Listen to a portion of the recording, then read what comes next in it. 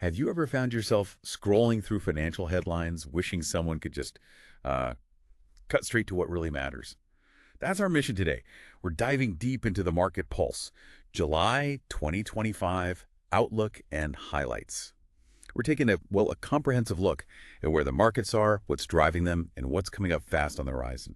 And what's truly fascinating here is how these different snapshots, from sources like Investopedia, Reuters, Schwab, they all come together. They really paint a clear picture of the current market mood, the sentiment, and the powerful catalysts influencing it all.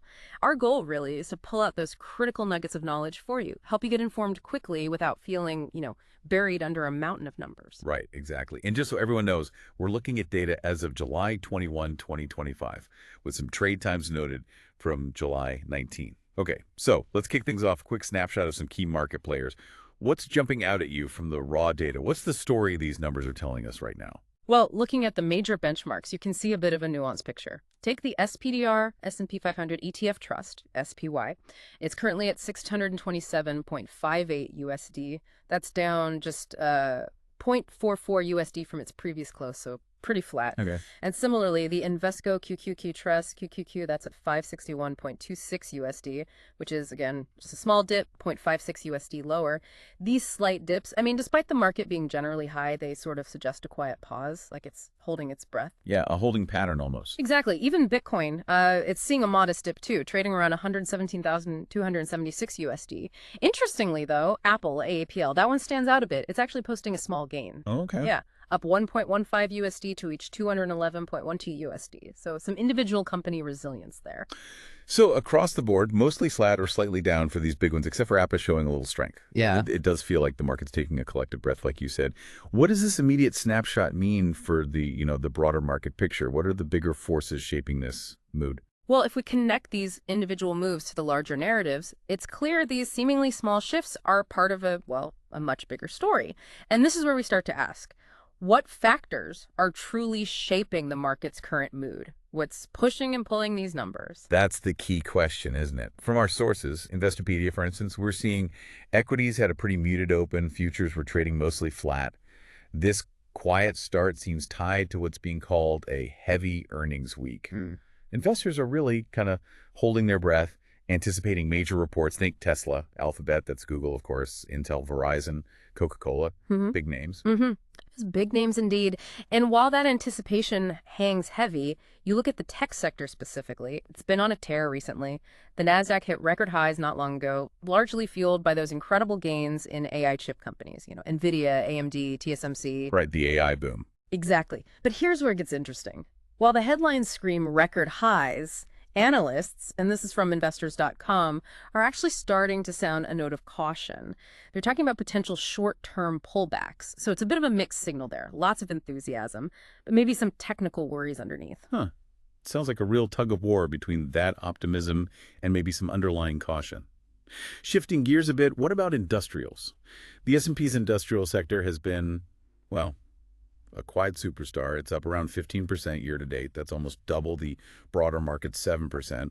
What's behind that surge? Yeah, that's a significant outperformance. Reuters points to a few things: aerospace, defense spending, and also this trend of reshoring. Reshoring, bringing manufacturing back. Precisely. Companies bringing manufacturing capacity back to the U.S. Now, the real test will be the upcoming earnings from giants like GE Vernova, Honeywell, Union Pacific. They'll show if this strong narrative holds up. Got it. So earnings will be crucial there, too. And that caution theme, it isn't just in tech valuations. On the macro side, we still have those trade war headlines sort of looming.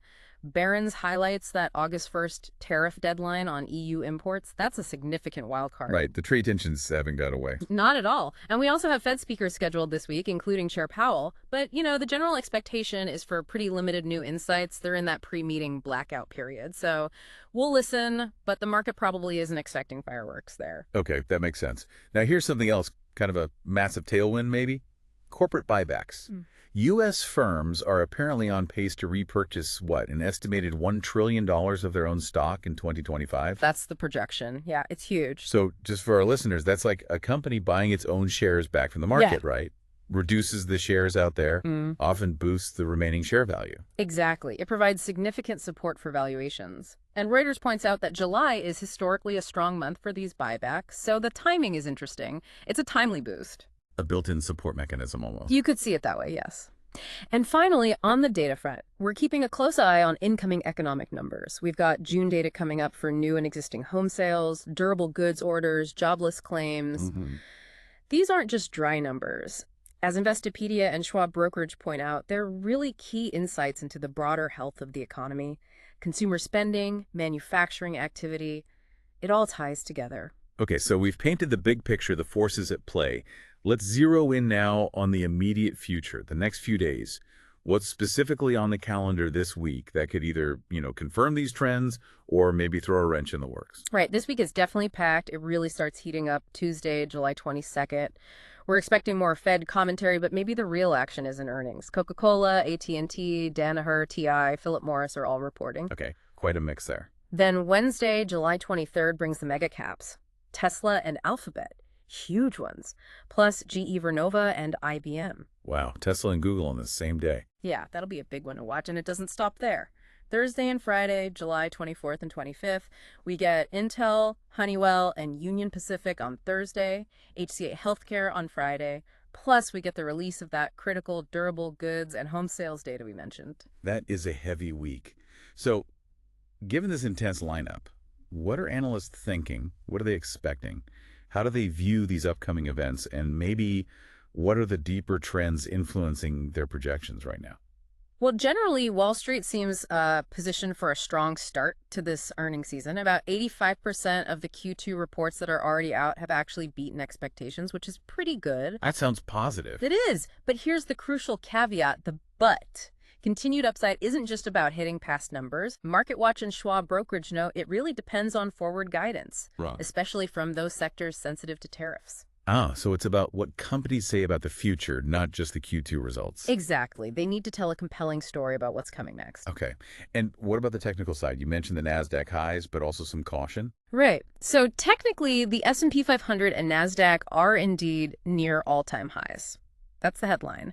But as Schwab Brokerage explains, the underlying momentum, the strength behind those moves, has broadly slowed. Slowed down. How so? Well, technical analysts are flagging something called negative RSI divergence. So for you, the learner, what that essentially means is, picture this.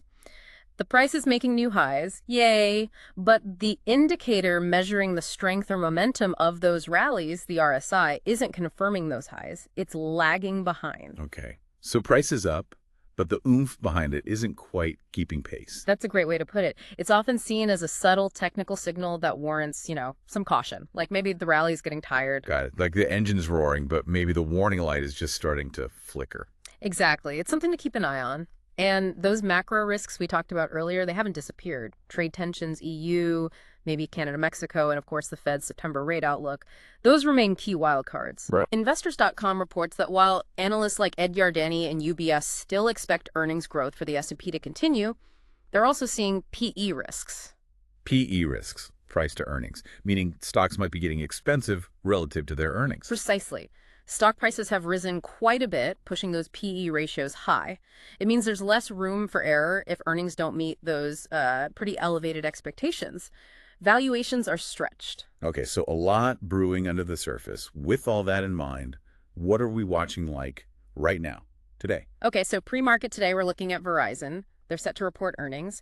Analysts, according to Nasdaq.com, are forecasting an EPS of about $1.18. That would be a decent 2.6% year-over-year increase if it hits. Okay, Verizon first up. And futures. How's the market looking before the bell? Well, as of the latest check, futures are pretty subdued. The S&P is centered around flat, Nasdaq and Dow showing little change. It really feels like markets are just holding their breath, bracing for those tariff headlines, and of course, the start of that heavy earnings wave. MarketWatch confirms that sentiment. Okay, so summing this all up, what does this mean for you, our listener?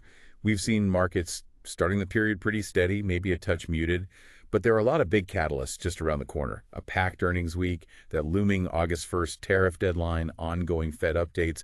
It feels calm on the surface, but there's a lot of anticipation bubbling underneath. Yeah, that's a good summary. What's fascinating is this dynamic, right? You have these robust, really strong AI-driven gains and those significant corporate buybacks bolstering sentiment. They're providing support. But as we discussed, you simply can't ignore those lingering trade tensions and those, well, subtle technical caveats like the RSI divergence. They're like these whispers of caution in what might otherwise feel like a pretty optimistic room. Right. So for you, the learner, this deep dive really reveals something important. Even when the market looks calm, maybe even boring on the surface, there's often a lot of significant movement and anticipation happening beneath. Understanding these specific drivers, the earnings expectations, the buybacks, the trade risks, the technical signals, it isn't just about being informed. It gives you a real edge in making sense of this complex financial world. Absolutely. And maybe this raises an important question to think about. In a market that's being pulled by both groundbreaking tech advances like AI and these persistent traditional macro risks like trade wars, how might an unexpected shift in just one of those areas ripple through the others? Could it create unforeseen opportunities or perhaps challenges, especially for those of you looking beyond just the headlines and into those deeper currents? Hmm. That's definitely something to think about as you watch these stories unfold this week. Thanks for joining us on this deep dive.